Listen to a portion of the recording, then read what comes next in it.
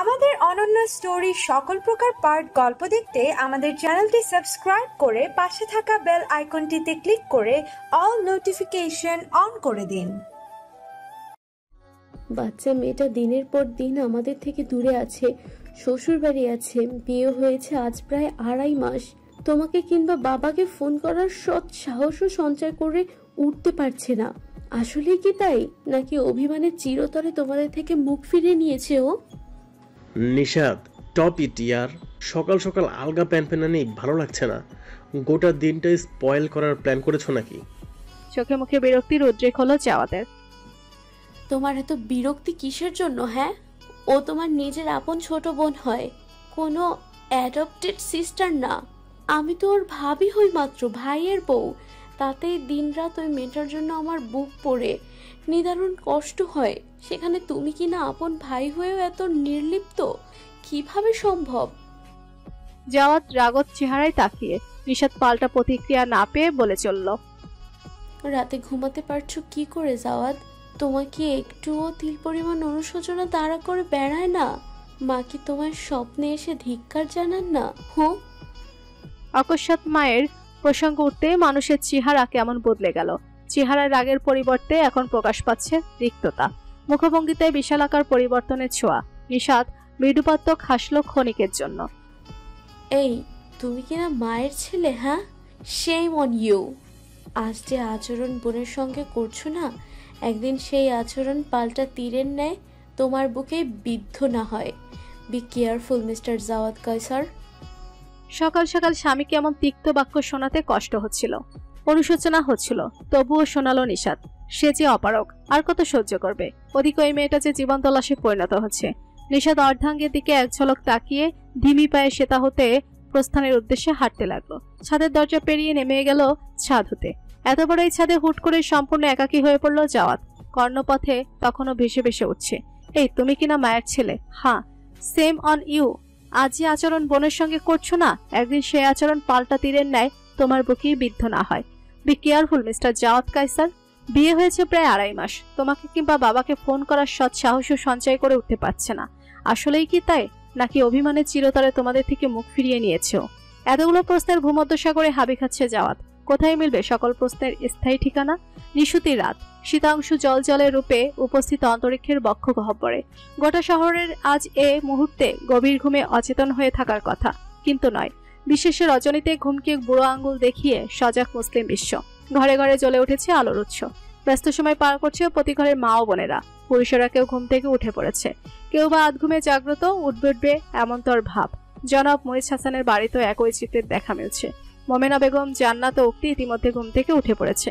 মোমেনা বেগম মেঝের ঘরটিতে প্লাস্টিকের স্বল্প উঁচু মোড়ায় বসে খাবার সামগ্রী কুচগাছ করে 2 পুত্রবধূর হাতে তুলে দিচ্ছেন উনি।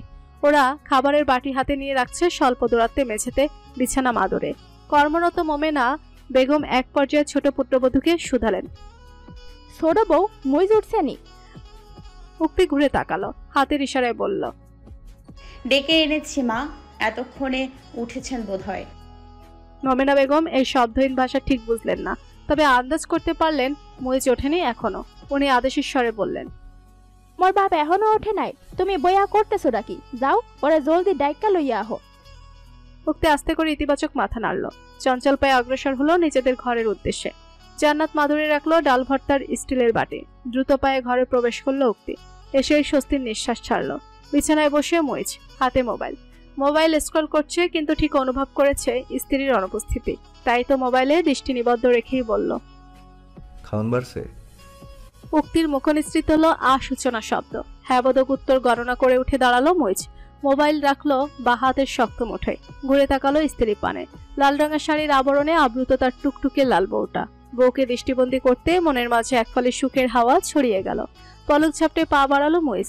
দৃষ্টি একদম স্থির স্ত্রীর ছোট আদর আদর অবয়বে। মানুষটির সম্মুখে ধাবমান পদযুগল প্রগাঢ় চাহনি ধীরে ধীরে অবশ করে দিচ্ছিল উক্তির অস্তিত্ব। কম্পনের চঞ্চল পারদে ওঠানামা করছিল স্পন্দন, হৃদস্পন্দন। লাজে নিম্নমুখী হয়ে গেল চক্ষু পল্লব। মুইজ এলো, একদম মুখোমুখি এসে দাঁড়ালো। সুখকর চাহনিতে তাকিয়ে রইল কিছু সেকেন্ড। হাতে যে সময় কম, তাই তো নিজ অনুভূতিতে লাগাম পড়ালো। আস্তে করে বাড়িয়ে দিল ডান হাতটি। সে হাতের অগ্রগামী ভাবভঙ্গিতে কেমন শিউরে উঠল উক্তি। বাম গালের ত্বকে আলতো করে বুলিয়ে গেল প্রিয়র বৃদ্ধাঙ্গুল। উক্তির শ্বাস প্রশ্বাস অস্থির করে মিটিমিটি হেসে ঘর থেকে বেরিয়ে গেল হাসান সাহেব। এদিকে অনুভূতির সুগভীর তটিনীতে নীলীন হয়ে চলেছে রমণী। পবিত্র মাহে রমজানের আগমন ঘটেছে। আজ রহমতের প্রথম রোজা রাখার উদ্দেশ্যে সেহরিতে উঠেছে মুসলিম বিশ্ব। মুইজ তার পরিবারের সদস্যরা সেহরি খেতে বসেছে। ঘুমে ঢুলু ঢুলু চোখে খাচ্ছে মুন্নি। এই রোজা রাখা তার মোটেও পছন্দ নয়। সারাটা দিন না খেয়ে থাকতে হয়, একদম অসহ্য লাগে। পেটে অসহ্য যন্ত্রণা হয়, খিদে বৃদ্ধি পায়। মজাদার সব খাবার খালি চোখে পড়ে। লোভে লক লক করে ওঠে জিভ। স্রেফ ছোট ভাইয়ার ভয়ে সেহরির জন্য উঠতে হয়। গত রমজানে যে ভেলকি দেখিয়েছিল না, আজও মনে পড়লে আটকে ওঠে আত্মা। তাই তো ভয়ের তো মনে সেহরি খেতে একদম কচি ভদ্র মেয়ের মতো উঠে পড়ে সে। নইলে ভাইয়া ছাড়বে না যে। হায়রে বোকা বান্দি, রবের ভয়ে নয় বরং ভাইয়ের ভয়ে সেহরি খেতে উঠেছে সে।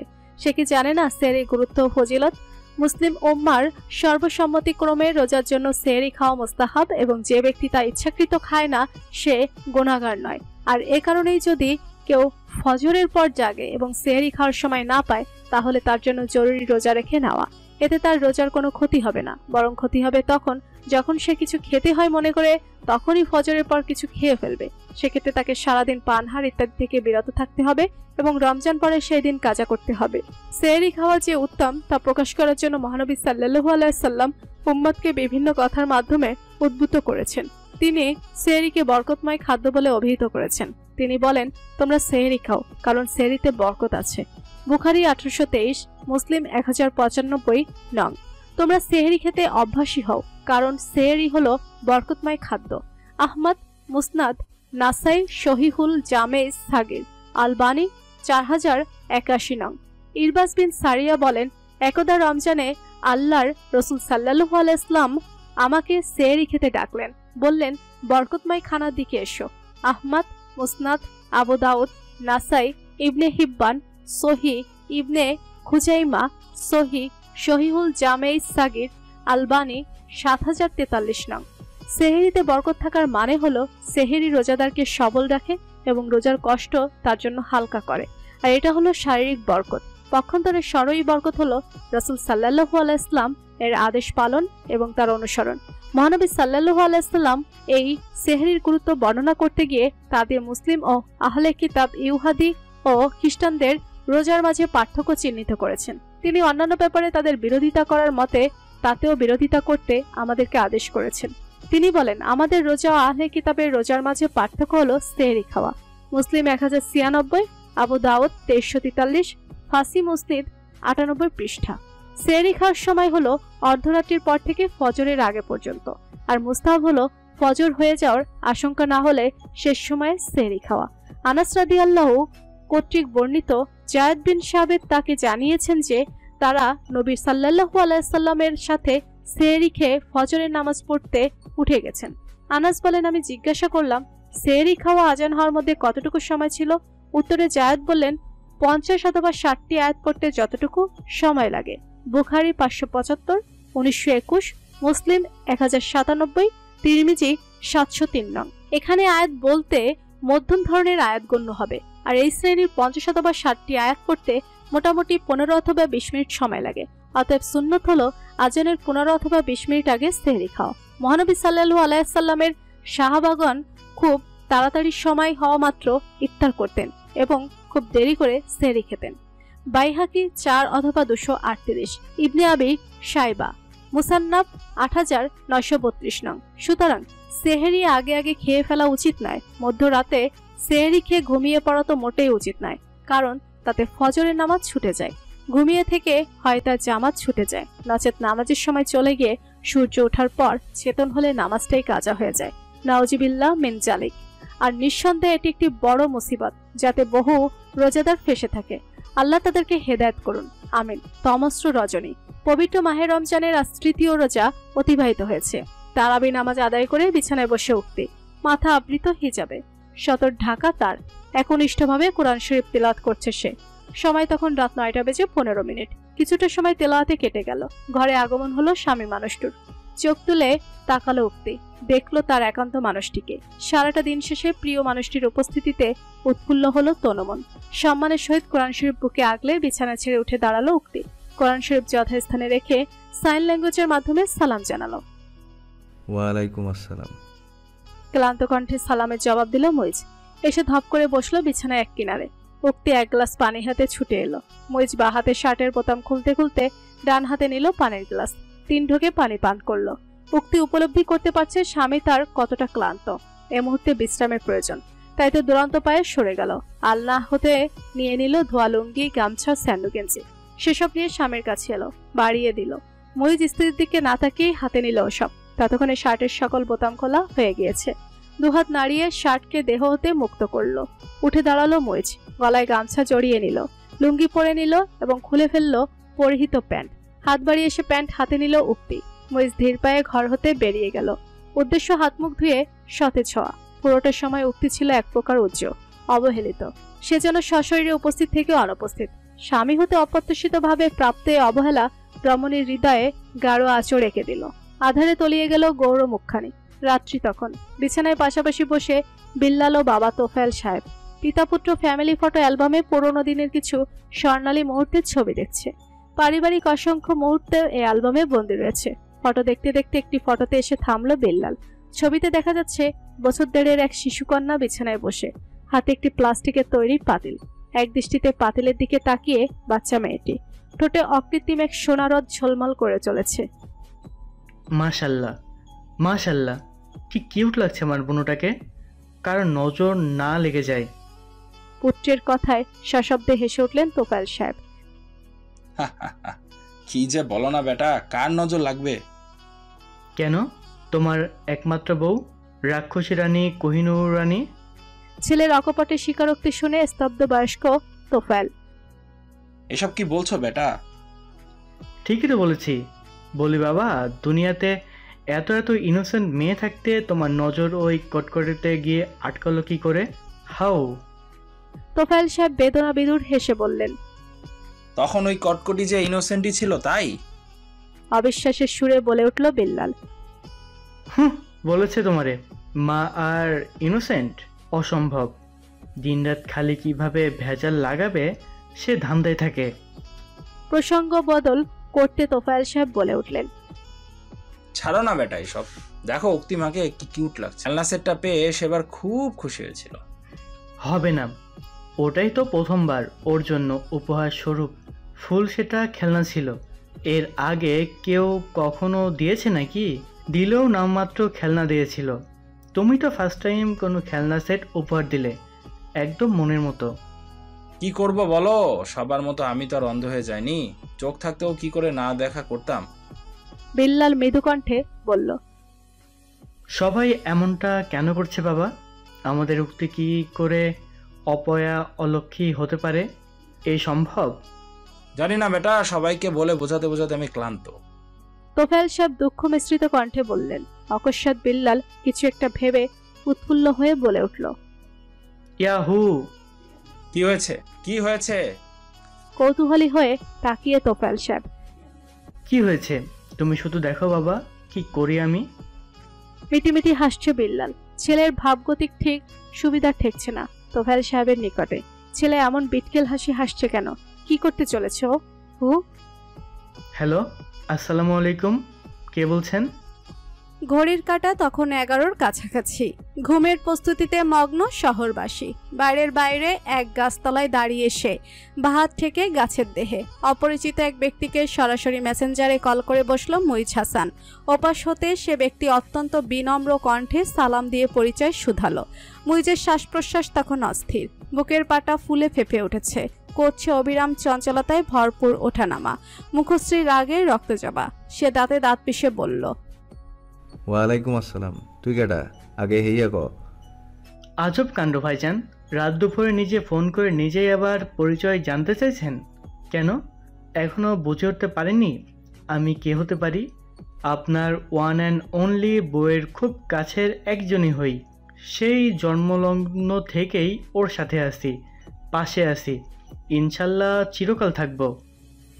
মধুমাখা কণ্ঠে 1 কেজি চিনি মিশিয়ে বলল অজ্ঞাত ব্যক্তি।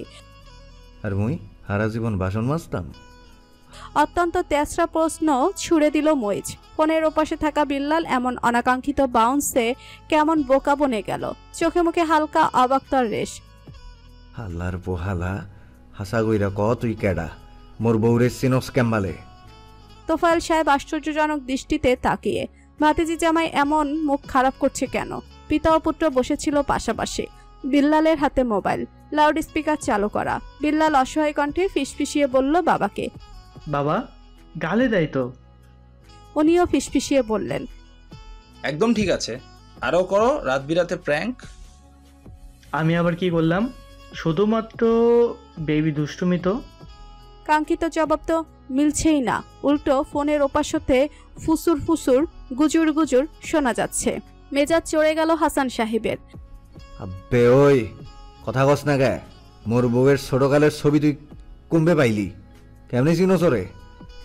বিল্লাল এমন তার বিনোদনদায়ক মজা নেয়ার সুযোগ হাতছাড়া করতে চাইল না, মিটিমিটি হেসে বলল, আপনি ঠিক বুঝতে পারছেন, আপনার মন ঠিক বুঝতে পেরেছে। হ্যাঁ, আমি সে। শালা, তোরে সামনে পাইলে পাড়া দিয়ে একরে নরলি ছুড়াই হালাইতাম।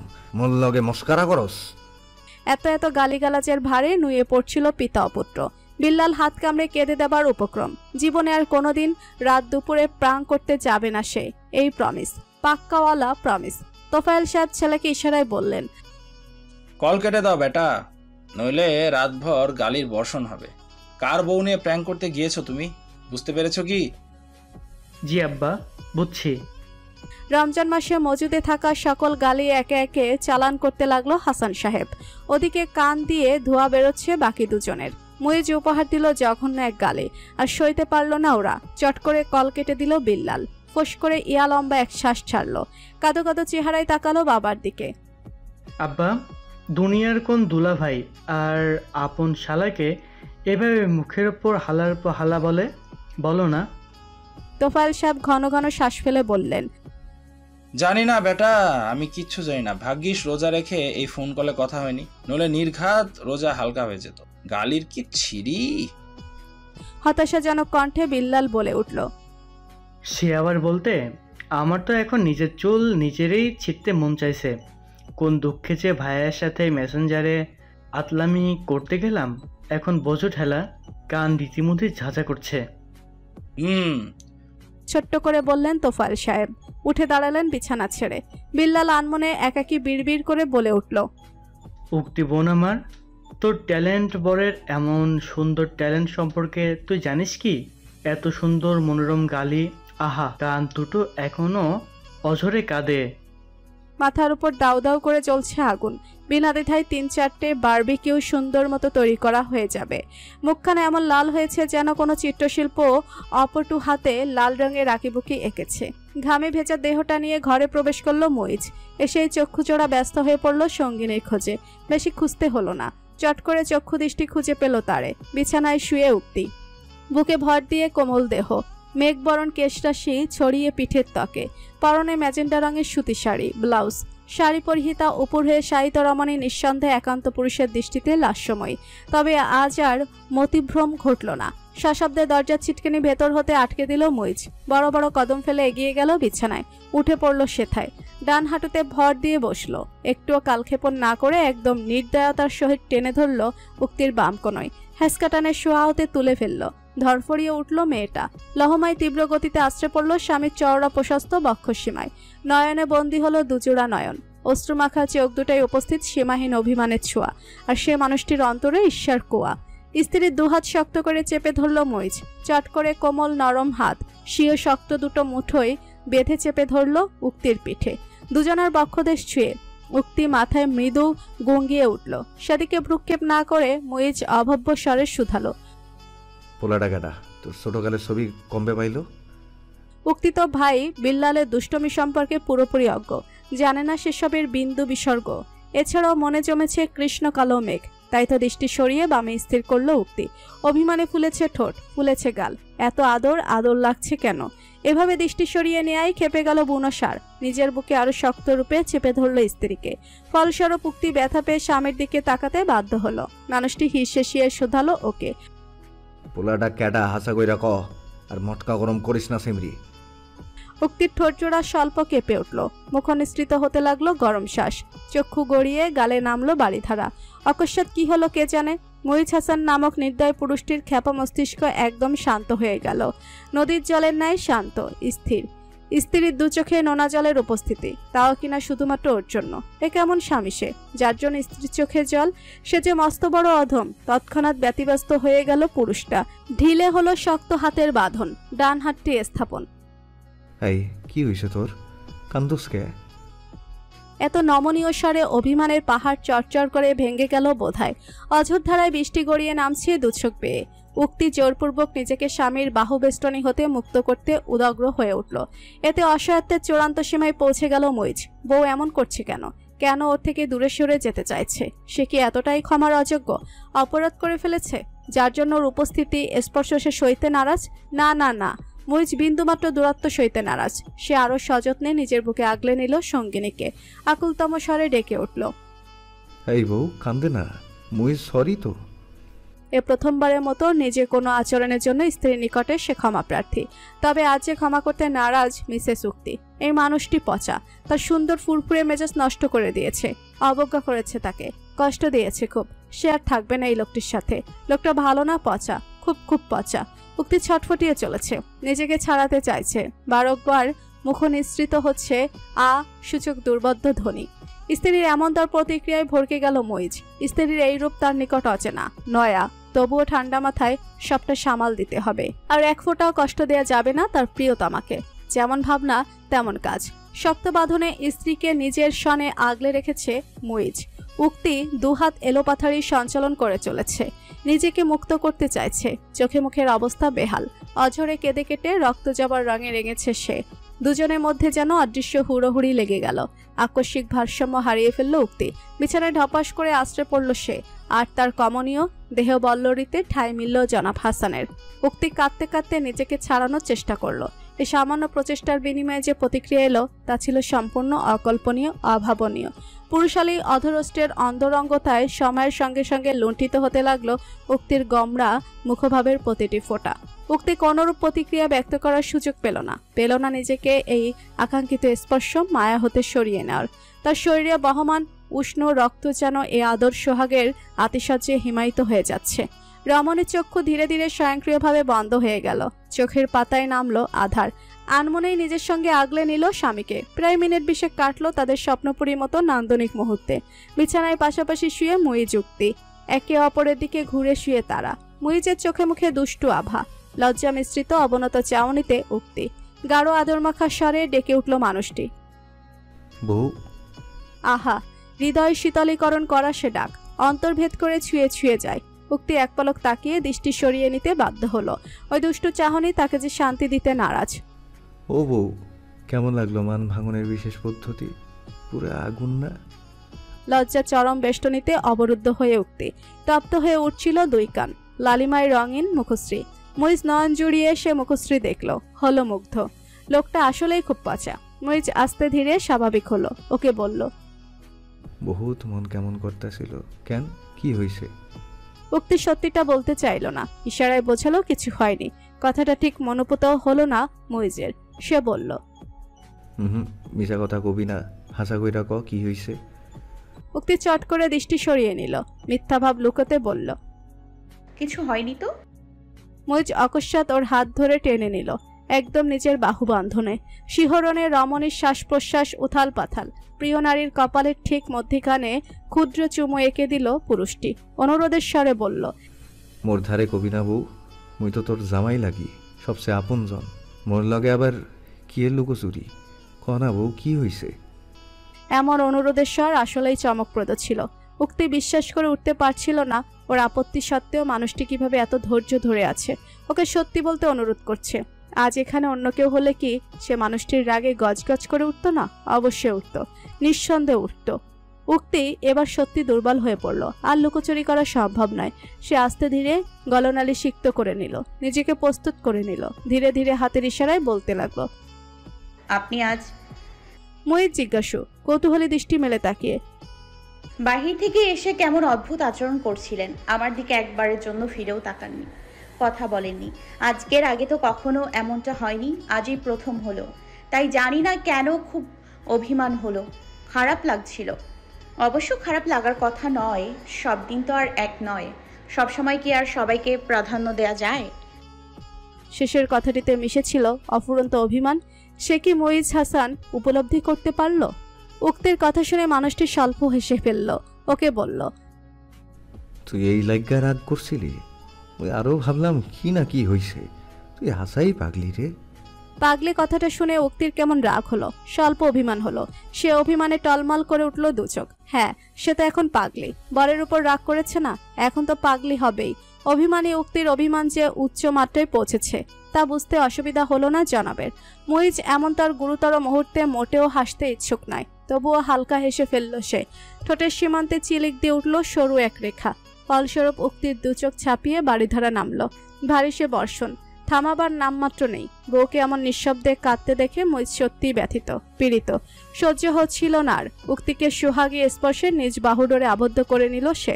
চুপটি করে শালিক পাখির ন্যায় মিশে মেয়েটি, অশ্রুধারা তখনও বহমান। মুইজ হালকা পরশে দুহাতের তালুতে ভরে নিল স্ত্রীর মুখশ্রী। উক্তির রক্ষীপুট পিটপিট করে চলেছে। ধীর লয়ে ওর পানে এগিয়ে এলো মুইজ। অর্ধাঙ্গিনীর মায়াবী চোখ দুটোর পাতায় আলতো চুমু ছুঁয়ে দিল। আবেশের রমণীর চোখ বুজে গেল, বা হাত চেপে বসলো স্বামীর কাঁধে। বৃদ্ধাঙ্গুলের নরম পরশে সহধর্মিনীর গালে বহমান অশ্রুজল মুছে ফেলল মুইজ। মিহি আকুলি বিকুল স্বরে বলল, চোখ খোল বউ, এই বুকের আর যন্ত্রণার পাহাড় বানাইস না। সে কণ্ঠের আকুলতার উক্তির বক্ষস্থলে চরম সাড়া দিল। সক্রিয় হলো মস্তিষ্ক, ঘন শ্বাস প্রশ্বাস, অস্থির কায়, মুদিত চক্ষু পল্লব মেলে আস্তে আস্তে তাকালো মেয়েটি। স্বামী তখন ওর পানেই তাকিয়ে। দুজনার নয়নে নয়নে কিয়ৎক্ষণ নিঃশব্দ আলাপন হলো। অতঃপর মুইজ উদ্দেশ্যহীনভাবে বলে চলেছে, আইজ অফিসে একখান ঝামেলা হয়েছিল। ফাইল লইয়া কেসাল হইছে। এক হারামির লাগ্গা অশান্তি হইছে। হেইয়ার লাগ্গা মনে মেজাজ বিক্ষিপ্ত আসিল। কথা কওনের কিংবা পীড়িত করার মুড আসিল না। বুঝবার পারি নাই এতেই মোর বউ কাইন্দা কাইট্টা দুনিয়া ভাসাইব। শেষোক্ত বাক্যে মিশে রসিকতা, চোখে মুখে অর্থপূর্ণ হাসির আভা। উক্তি লজ্জিত, অত্যন্ত লজ্জিত। সে বুঝতে পারেনি, না বুঝেই কেমন বোকার মতো আচরণ করে ফেলেছে। মূল্যবান অশ্রু ছড়িয়ে বোকামির বহিঃপ্রকাশ করেছে। আসলেই তো মানুষটা সারাবেলা পরিশ্রম শেষে ঘরে ফিরেছিল, স্বাভাবিকভাবেই ক্লান্ত। মস্তিষ্ক বিক্ষিপ্ত হয়ে থাকতে পারে, পথে ঘাটে কিংবা অফিসে অনাহত ঘটনা ঘটে থাকতে পারে। সে অত সব না ভেবেই এভাবে ভেঙে পড়ল। লজ্জা কি লজ্জা! এই লজ্জিত মুখ সে দেখাবে কি করে? মানুষটি কি এই নিয়ে হাসি তামাশা করবে না? করতেই পারে। খানিকের ভাবাভাবির সমাপ্তি ঘটিয়ে উক্তি লজ্জায় রঙিন টুকটুকে মুখে সাইন ল্যাঙ্গুয়েজের মাধ্যমে বলল, সরি, আমি বুঝতে পারিনি, এমনটা আর হবে না। মুইজ তৎক্ষণাৎ প্রতিবাদ জানালো, কেন হইব না কেন? মুই তো চাই আরো হোক। মাঝে মধ্যে এমন একটু আধটু ঠুয়াঠুই লাগুক, তারপর একসেরে খালি। উক্তির একান্ত অসভ্য পুরুষটির ডান চোখ টিপে দিল। ঠোঁট নাড়িয়ে বলল দুটো সভ্যহীন বাক্য। পরি কি মরি করে লাজুক উক্তি মুখ লুকানো স্বামীর বুকে। ছি, এই লোকটা এত বেলাজ, বেশরম কেন? কেন গো কেন? ভাবুক কন্যা ক্ষণিক বাদে চুলের ভাঁজে অনুভব করলো এক অকৃত্রিম আদুরে পরশ, তার স্বামীর পরশ। আধারিয়া রজনীতে ধীরে ধীরে শান্ত, নীরব হয়ে আসছে গোটা নগরীর কোল। সে শান্ত নীরব নগরীর এক প্রান্তে অবস্থিত হোটেলটি। নিম্ন মধ্যবিত্ত শ্রেণীর জন্য বেশ আদর্শ পরিচিত সে হোটেল। হোটেলের অভ্যন্তরীণ পরিবেশ হয়তো উচ্চবিত্ত শ্রেণীর জন্য গা ঘিন ঘিনে। কেমন রংচটা দেয়াল, মৃদু শুভ্র আলোর উপস্থিতি, প্লাস্টিকের পানির জগ, স্টিলের গ্লাস, চেয়ার, টেবিল, রান্নার পরিবেশ সবটাই নিম্নবিত্ত মধ্যবিত্তের মনের মতো, তাদের জন্য মানানসই। হোটেলের পূর্ব কোণের এক টেবিলে মুখোমুখি বসে মুইজ ও বন্ধু চয়ন। মুইজের শ্যামসুন্দর মুখ জুড়ে অকাল মেঘোদয়। চয়ন নির্বাক বসে। আস্তে ধীরে পড়ে চলেছে বন্ধুর লুকানো চিন্তন ভাব। বন্ধুর অবস্থা তার অজানা নয়। প্রতি বছর এ সময় ঠিক এমন মুহূর্তে তাকেও যে এই পরিস্থিতির সম্মুখীন হতে হয়। অকুঞ্চিত চিত্তে সবটা সামাল দেওয়ার সর্বোচ্চ চেষ্টা করতে হয়। সেখানে মুইজের দুখাতে পর্বতসম বোঝার ভারী। তাকে তো আরো গুটিয়ে যেতে হবে, এই স্বাভাবিক। দোস্ত, লঘুস্বরে ডেকে উঠল চয়ন। মুইজ সে ডাকে ভাবনার চোরাবালি হতে ছিটকে বেরিয়ে এলো। চোখ তুলে তাকালো চয়নের মুখপানে। কি ভাবলি? কিছু বুঝা উঠতে পারতাছি না রে চয়ন। মেলা খরচ, কোনটা থুইয়া কোনটা কমানোর লাহান কিছুই নাই। বেতন বোনাস বিভাগ মিলাইয়া খরচা হইয়া যাইব। মাস গেলে হাতে থাকবো একেরে কয়টা হাজার টাকা। এমনি কেমনে হইব? মুইজ উদ্বিগ্ন। কোনো উপায় কি নাই খরচা কমান্যার? না। চয়ন হতাশ। সেকেন্ডের নীরবতা সমাপ্ত করে মুইজ বলে চলেছে আপন মনে। মায়ের লেগা একখান শাড়ি লাগবো, মুন্নির লেগা আলিয়া কাট জামা, বড় আপার মাইয়াগো লেগা 2টা নাইরা ড্রেস। মামার ধারে বায়না করছে ওরা, না দিয়া কেমনে বারুম ক? বড় ভাবির লেগা একখান 3 পিস নিমু এবার, গতবার দিতে পারি নাই, এই লইয়া অশান্তি হইছিল। এরপর ভাইপো জীবনের লেগা শার্ট প্যান্ট কিনতে হইব, বউডার লেগা একখান লাল টুকটুকে শাড়ি, শাড়িতে ওরে বড় মায়াবতী লাগে রে। শেষোক্ত বাক্যে ঝলমল উজ্জ্বলতা শোভা পেল মুইজের বদন জুড়ে। তা চক্ষু এড়াল না বন্ধুর। সে তৃপ্তিময় হাসল মনে মনে। ভাবের বাড়ির লোকে গোলাই গিয়া? চয়ন জিজ্ঞাসু দৃষ্টিতে তাকিয়ে। ওর ভাবির লেগা ভাবতেছি শাড়ি দিমু, মাগার কি শাড়ি দিমু? অত বড় ঘরের বউ, উনি মোর দেয়া শাড়ি কি পছন্দ হইব? কেন হইব না? তোর পছন্দ হইল গিয়া দেশ সেরা, মাইনসে পড়তেও বাধ্য। কেমন মলিন হাসলো জনাব হাসান। সে হাসিতে ছিল ব্যর্থতা আর গ্লানি, দরিদ্রতার সবচেয়ে বড় অভিশাপ। বান্ধবী শিমু আপার লেগাও কিছু দিমু ভাবছি। মেলা ভালা মাইয়াটা, তোর ভাবির বহুত কাছের। খুব ভালো। তুই ব্যয় আর তালুই মশাই? ধীর স্থির শুধালো চয়ন। পরক্ষণে বন্ধুর হাব ভাব মুখভঙ্গি লক্ষ্য করে একদম খোলসবন্দি হয়ে গুটিয়ে গেল। এই রে গেল গেল, ওই দুটার নাম নেয়ার খুব কি দরকার ছিল? এবার যে তার উপর দিয়ে আইলা সুনামি যাবে। বোম দিমু, বোম দিয়ে সোজা উড়াই দিমু ওই 2 হালার পোহারে। মোর কষ্টের টেহাই কেনা জিনিস ওরা নিত তো নাই, নিলেও কিনা তেনা বানাই হালাইব। মোর টেহাই কি চক মারে যে অগো লেগা তেনার ব্যবস্থা কইরা দিমু? ভেবাচেকা খেলো চয়ন। তৎক্ষণাৎ হড়বড় করে বলে উঠল, ঠিক আছে, বম কিংবা তেন্না কিছুই দেওয়া লাগতো না দোস্ত, তুই শান্ত হ। ফুফ। মুইজের দিকে অনেকাংশে ঝুঁকে গিয়েছে চয়ন। জোরে জোরে ফু দিয়ে ওকে শান্ত করতে চাইছে। মুইজেতে আরো তেতে উঠল, হাত ছেড়ে বলল, শর্ত এই আনতে অসহ্য লাগতেছে। আচ্ছা শর্তাছি। ফুফ। শেষবারের মতো ফু দিয়ে দ্রুত সরে গেল চয়ন। মুইজের 2 হাতের আঙ্গুলি একত্রে মুষ্টিবদ্ধ হয়ে মোচুর মতো বদ্ধ টেবিলের উপর কিছুটা সময় নীরবতা গ্রাস করে নিল। ম্লান কণ্ঠে নিরাশা প্রকাশ করল মুইজ। ইচ্ছা সত্ত্বেও সবাইরে দিতে পারতাছি কই, বড় আপা ভাইরে কিছুই দিতে পারতাছি না। মায়ের একজোড়া স্যান্ডেল দরকার, হেইয়া দিতে পারতাছি না। জীবন মাস কয়েক আগে একখান খেলনা পিস্তল চাইছে, অহনও দিতে পারি নাই। সামনে বইয়ের ভর্তি পরীক্ষা আছে, অনলাইনে কোচিং করে, হেইয়ানেও টেহা দরকার। চারদিক খালি টেহা। করুণ শ্বাস ফেলে, মগো আত্মসম্মান বোধওয়ালা গরিব গো জীবনটা সহজ না রে বন্ধু।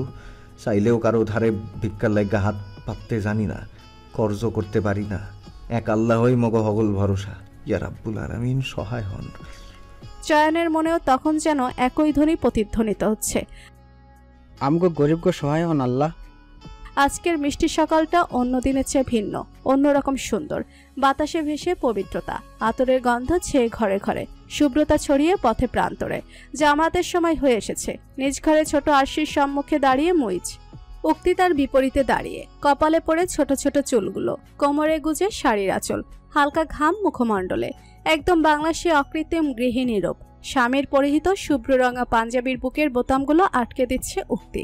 মুজ সন্তুষ্ট চিত্তে সহধর্মিনীর পানে তাকিয়ে বোতাম লাগানো শেষে উক্তি আতর মেখে দিল স্বামীর দেহে, হালকা ভেজা চুলগুলো আশ্রয় দিল, পরিয়ে দিল শুভ্রময় টুপি।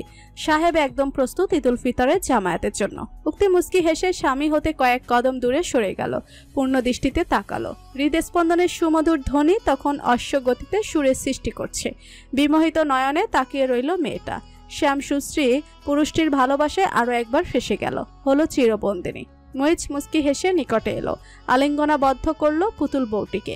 ললাটের সময় নিয়ে এঁকে দিল হালাল স্পর্শ, কানে ঠেকালো ঠোঁট, ফিসফিসিয়ে আস্তে ধীরে আওড়ালো, ঈদ মুবারক বউ, আল্লাহর রহমতে সুন্দর ও পরিপূর্ণময় হোক তোর হারাটা জীবন। কানের নরম অংশে ঠোঁটের ক্ষুদ্র বরস বুলিয়ে ঈদগাহের উদ্দেশ্যে বেরিয়ে পড়ল মুইজ হাসান। সলজ্জ নেটে সে পথে তাকিয়ে উক্তি। উপহার দেয়া পাঞ্জাবিতে মাশাল্লাহ, অত্যন্ত সুদর্শন লাগছে তার মানুষটিকে। কারো নজর না লেগে যায়। পবিত্র ঈদুল ফিতর উপলক্ষে ঘরের সদস্য শ্বশুরবাড়ির জন্য সামর্থ্যের মধ্যে কেনাকাটা সম্পন্ন করেছে মুইজ। তবে সকল কিছুর ভিড়ে নিজের জন্য কিছুই কেনা হয়ে ওঠেনি। পুরুষ মানুষ এমনই হয়, সকলের তরে ঝরে তাদের অক্লান্ত ঘাম। তবে নিজের জন্য শুধুই শূন্যতা আর ব্যর্থতা। নিজের জন্য সামান্য একটি শার্ট কিংবা পাঞ্জাবি কেনার মতো ফুরসত মেলে না তাদের। তাদের সকল ভাবনা ঘিরে শুধুই আপনজন। মুইজ এমনই এক পুরুষ, সকলের জন্য কিনেছে সে, নিজের জন্য কিছুই নেওয়া হয়নি। বন্ধু চয়ন এজন্য ডাক নিয়েছিল। দোস্ত, সবার জন্য কিনলি, নিজের জন্য তো কিছুই কিনলি না। মুইজ অমলিন হেসে বলেছিল, মোর আবার কি লাগবো, গত বছরে ঈদের সময় একখান জিন্স কিনছিলাম না, ওইয়াই পরমু এইবার। আর লগে বিয়ার সময় কেনা একখান শার্ট, ব্যাস মুইজ হাসান একেবারে রেডি। নয়নার কিছু বলতে পারেনি, কি বা বলবে সে। এ শুধু মুইজ নয়, বরং প্রত্যেক নিম্নবিত্ত মধ্যবিত্ত পরিবারের সাধারণ চিত্র। সে নিজেও তো এমন দৃশ্যের এক সাধারণ জীবন্ত চরিত্র। নীরবে দীর্ঘশ্বাস গোপন করে নিয়েছিল চয়ন। চাঁদ রাত আজ, 1 মাসব্যাপী পবিত্র মাহের রমজানের শেষে এলো খুশির ঈদ।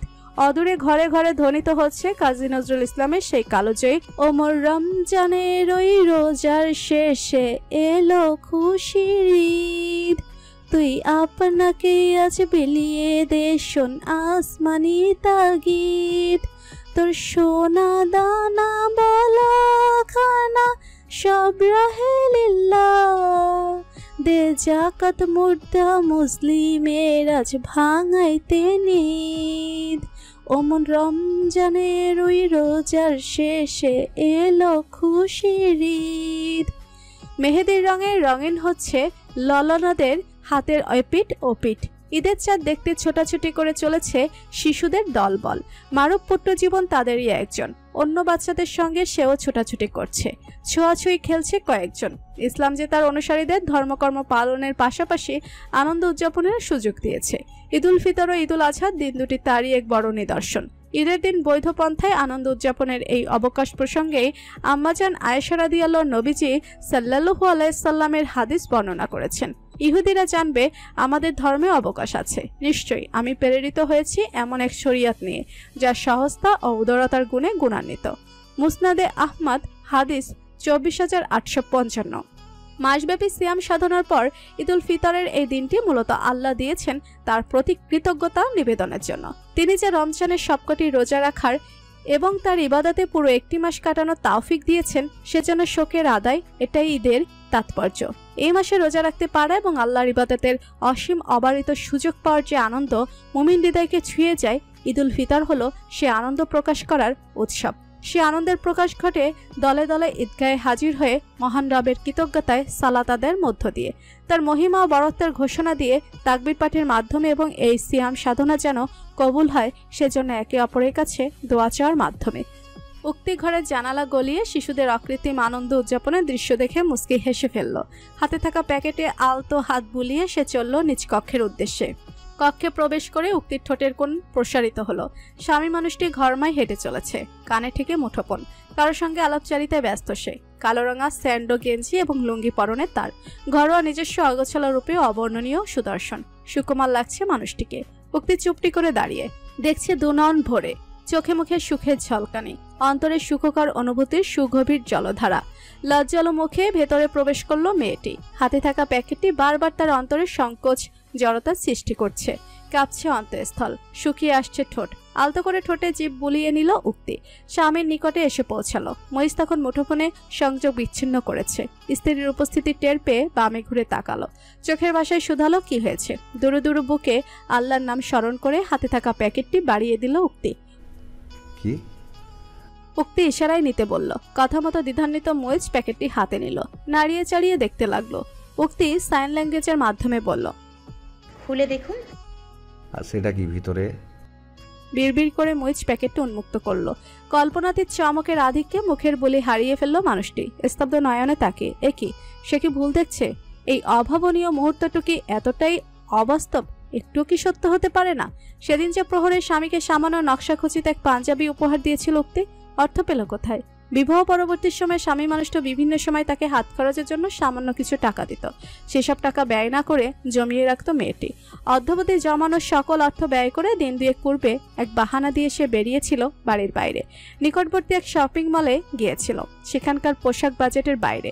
ইচ্ছে সত্ত্বেও দামাদামি করে কিছু কিনতে পারেনি উক্তি। ব্যর্থতায় চোখে জল নেমেছিল। 1000 টাকার পোশাক ক্রয় করা মেয়েটি আজ কয়েকশো টাকা দিয়ে স্বামীর জন্য কিছু কিনতে ব্যর্থ। শেষমেশ শপিং মলের বাহিরে অবস্থিত ফুটপাতের দোকান থেকে সামর্থ্যের মধ্যে একটি পাঞ্জাবি ক্রয় করলো উক্তি। শুভ্র রঙা পাঞ্জাবি, শুভ্রতায় তার সুদর্শন পুরুষটিকে আকাশের ন্যায় স্বচ্ছ, সুন্দর, নির্মল লাগেছে।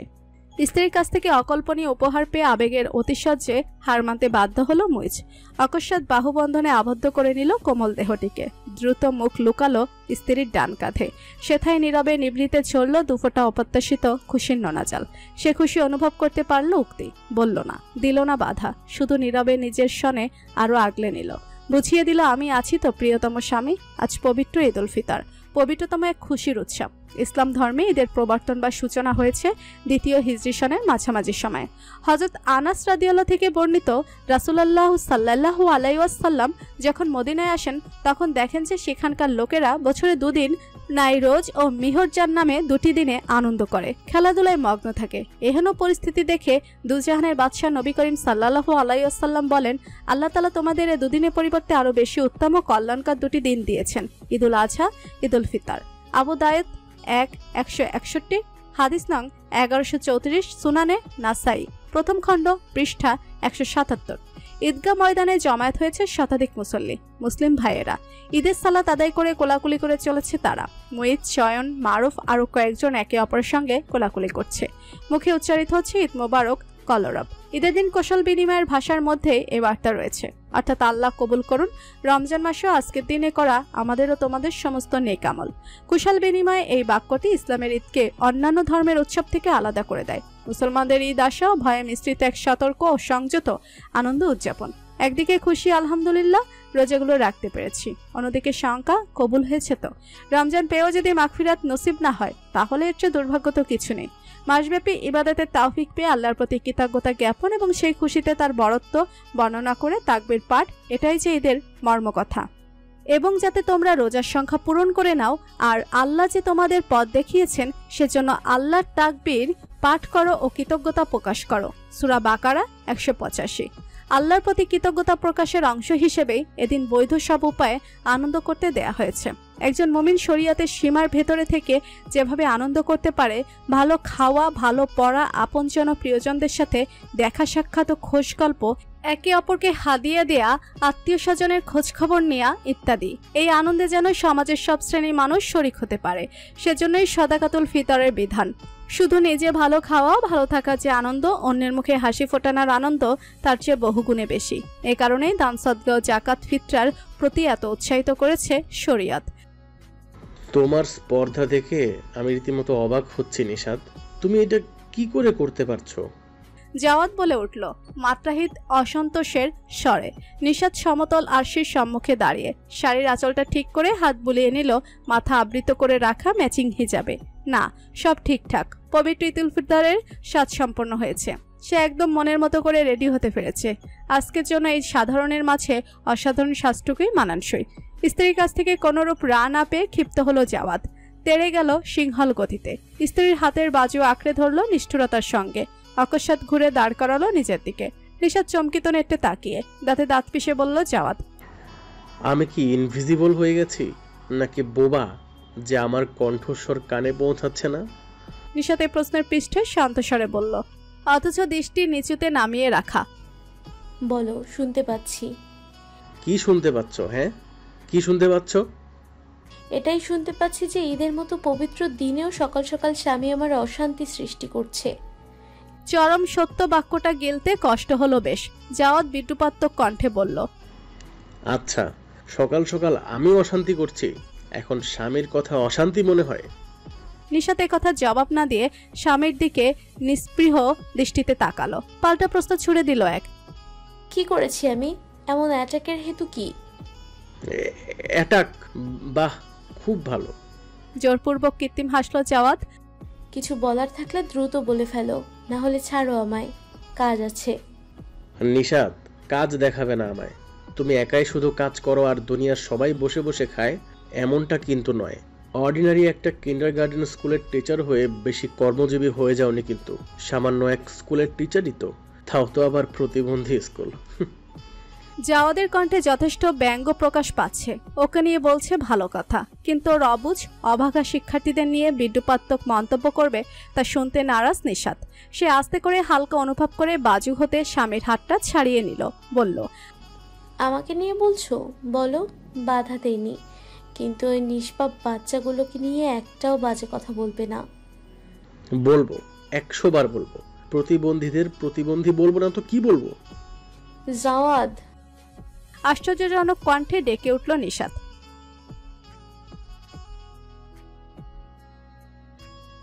নিশাতের মুখশ্রীত প্রতিটি শব্দ ছিল অকথ্য সত্য, একদম বাস্তব, চরম সত্য। জাওয়াদ তা স্বীকার করতে নারাজ, পাল্টা রোষপূর্ণ কণ্ঠে বলে উঠল, এই শাড়িটা এক্ষুনি খুলে ফেলো। খুলে আমার দেওয়া রয়্যাল ব্লু কালার শাড়িটা পরো। কোনো ছোট লোকের দেয়া শাড়ি তোমার গায়ে দেখতে চাই না আমি। শাড়িটা আগুনে পুড়িয়ে দেব। আমি আশ্চর্য হয়ে যাচ্ছি তোমার সাহস দেখে। আমার নিষেধ করা সত্ত্বেও এই শাড়িটা পরতে হলো তোমার? হ্যাঁ, কারণ শাড়িটা আমার ননদ জামাইয়ের দেওয়া। সেও একজন মানুষ, কোনো অমানুষ কিংবা এলিয়েন নয়। তার সবচেয়ে বড় পরিচয় সে একটা ছোট লোক, বস্তির ছোট লোক, আর ওই উক্তির হাজব্যান্ড। জি হ্যাঁ, উক্তির স্বামী সে, তোমার বোন জামাই।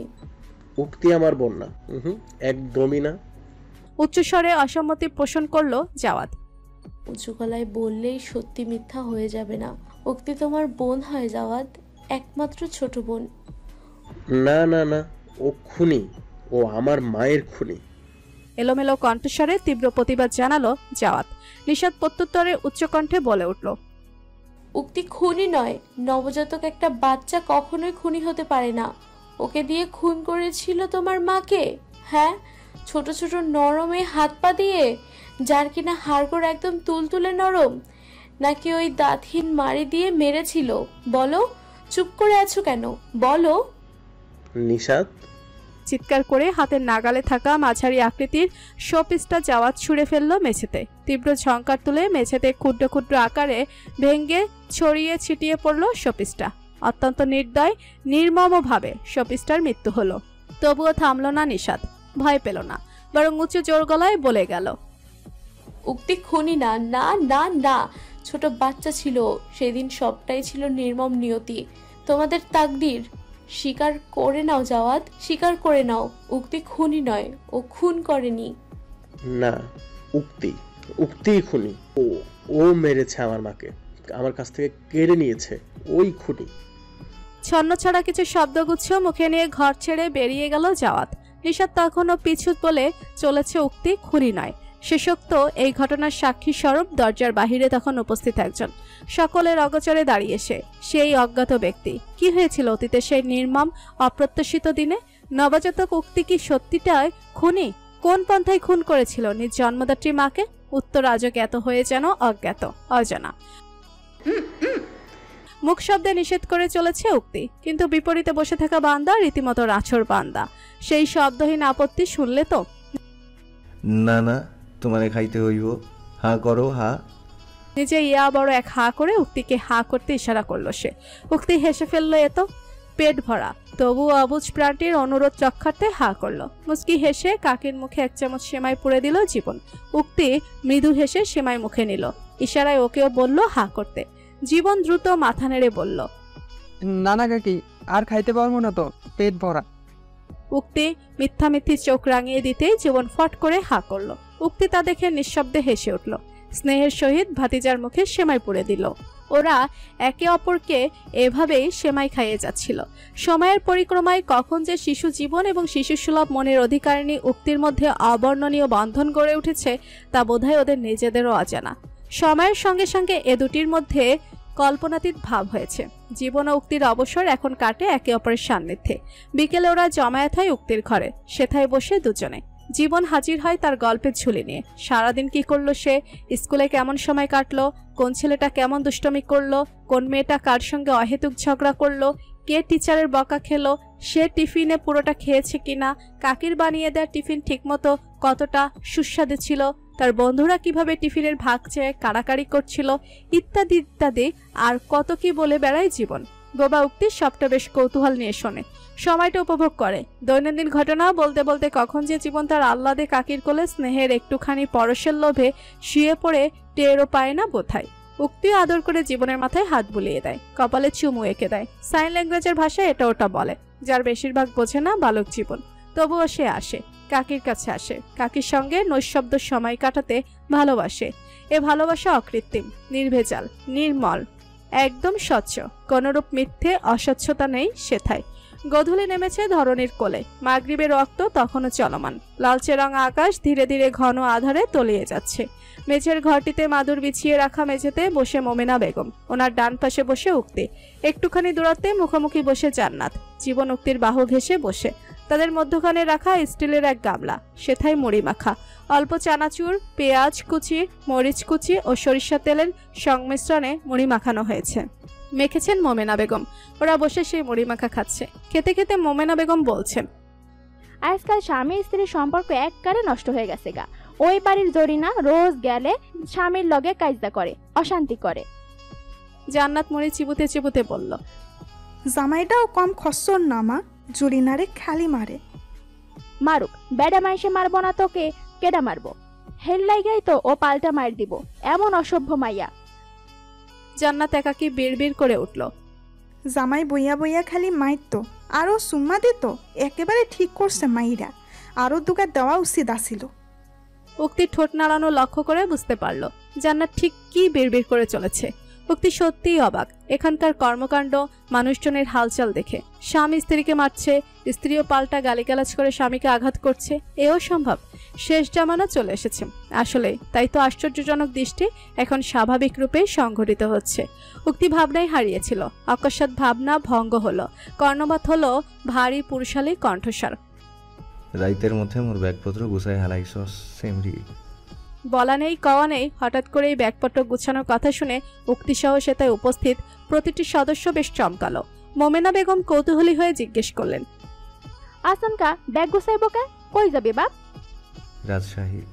জান্নাত ফট করে শুধিয়ে উঠল, রাজশাহী কা ভাইয়া, ঘুরতে যাইবেন? কামে যাইতাছি, ফুর্তি করতে না। গমগমেশের স্বরে জান্নাত উক্তি উভয়ই কেমন শঙ্কিত হলো। মহিচ এক পলক স্ত্রীর পানে তাকিয়ে সেটা হতে চলে গেল। মোমেনা বেগম পিছু ডেকে উঠলেন, মহিষ মুড়ি খাইয়া যা বাপ। থামলো না মহিচ, শুনল না। দ্রুততম পায়ে সেটা হতে প্রস্থান করলো। উক্তি নিষ্প্রভ চোখে তাকিয়ে, হঠাৎ ঝড়ের বেগে হলোটা কি? কিছুই তা বোধগম্য হলো না। নরম কোমল হাত দুটো ব্যস্ত ব্যাগে দুখানা শার্ট, একটি লুঙ্গি, একটি 3/4 প্যান্ট, একটি স্যান্ডো গেঞ্জি, একটি ফুল প্যান্ট রাখার তালে। তবে সে মানবীর আজ মন ভালো নেই, চোখে লবণাক্ত বাড়িধারা, মুখখানি আবেগে লাল টুকটুকে রং ধারণ করেছে, ঠোঁট কাঁপছে থরথরিয়ে। মুজ সে মুহূর্তে ফোনে কথা বলতে বলতে ঘরে প্রবেশ করলো। এসে এগিয়ে গেল কাঠের টেবিলের ধারে। টেবিলের ড্রয়ার উন্মুক্ত করে একটি নীলাভ কভারে আবৃত ফাইল বের করলো। উঁচু কণ্ঠে কারোর সঙ্গে কথা বলে চলেছে মানুষটি। ফাইল দেখে ফোনালাপে কিছু একটা বলছে, কখনো বন্ধ গালিও দিচ্ছে। ভারী মন্দ সে গালি।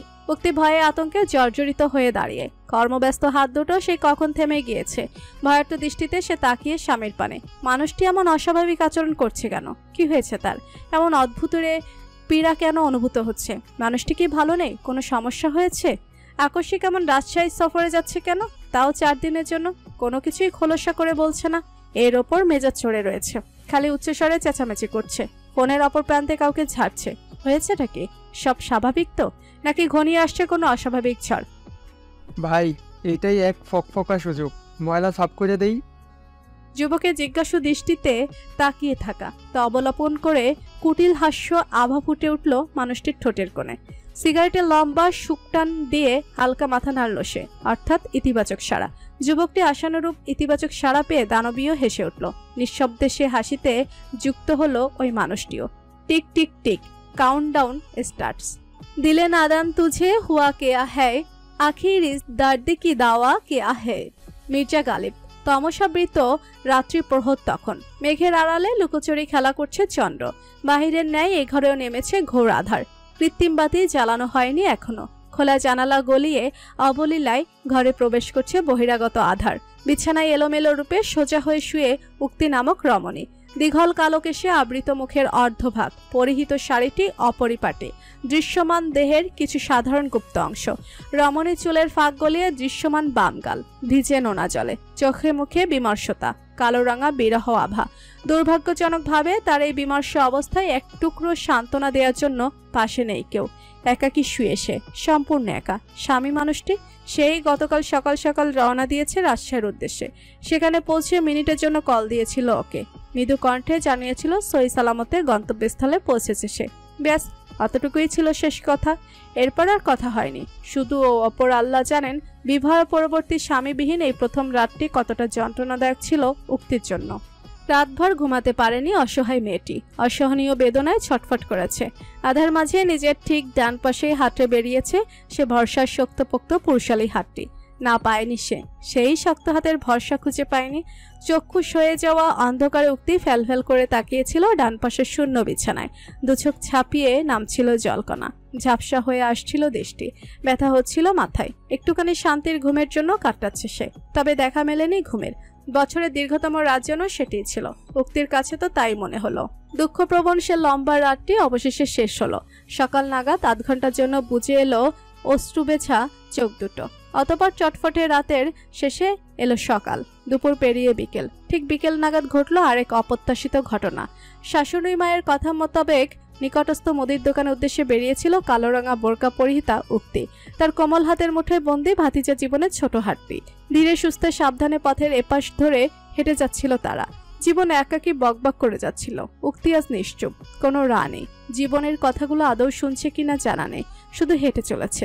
এলোমেলো অর্থহীন সে হাঁটা। হাঁটতে হাঁটতে আকস্মিক উক্তি থমকে গেল। দুপা যেন আঠার ন্যায় আটকে গেল জমিনে। চোখে বিস্ময়ের পাশাপাশি অশ্রুধারা। বাবা, হ্যাঁ তার জন্মদাতা বাবা, ওই তো স্বল্প দূরত্বে দাঁড়িয়ে। পথের একপাশে দাঁড়িয়ে তাদের সাদা রঙের গাড়িটি। ড্রাইভার গাড়ির কি যেন চেক করছে, কোনো অসুবিধা হয়েছে বোধহয়। তার বাবা মানুষটি বিকেলের মিঠে রোদেও ঘেমে যাচ্ছিল। একটু পরপর হাতে থাকা রুমালের স্পর্শে মুখে লেপটে থাকা বিন্দু বিন্দু ঘামগুলো মুছে নিচ্ছিল, আর আশেপাশে এমনি তাকাচ্ছিল। হঠাৎই বাবা মেয়ের দৃষ্টি একে অপরতে আটকালো। বিস্মিত নয়নে একে অপরের দিকে তাকিয়ে তারা। বালক জীবন কিছু বুঝতে পারত। সে দ্বিধান্বিত দৃষ্টিতে কাকির দিকে তাকিয়ে, তখনও ধরে কাকির নরম কমল হাতটি। বাবা ও মেয়ে ঠিক কতদিন পর একে অপরকে দেখলো? প্রায় 7 মাস। হ্যাঁ, ওদের বিয়েটা হয়ে যাওয়ার পর কায়সার সাহেবের সঙ্গে না ওর সরাসরি দেখা হয়েছে, না হয়েছে স্নেহমাখা দুটো আদুরের কথা। আজ এতগুলো মাস বাদে দেখা। মেয়ের অভিমানী মন যে শান্ত, বাধ্য থাকতে নারাজ।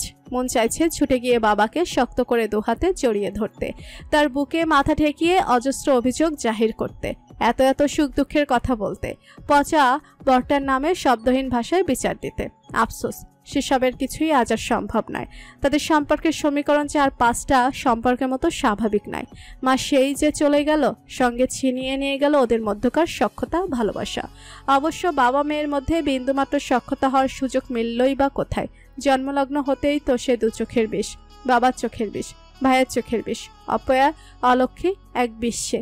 পুরনো কথাগুলো স্মরণে আসতেই কেমন গুমড়ে মিয়ে গেল মেয়েটি। ত্বরান্বিত বাবা হতে দৃষ্টি সরিয়ে নিল, শক্ত করে আঁকড়ে ধরলো জীবনের হাতটি। বড় বড় পা ফেলে এগোতে লাগলো গন্তব্য মুদির দোকানের উদ্দেশ্যে।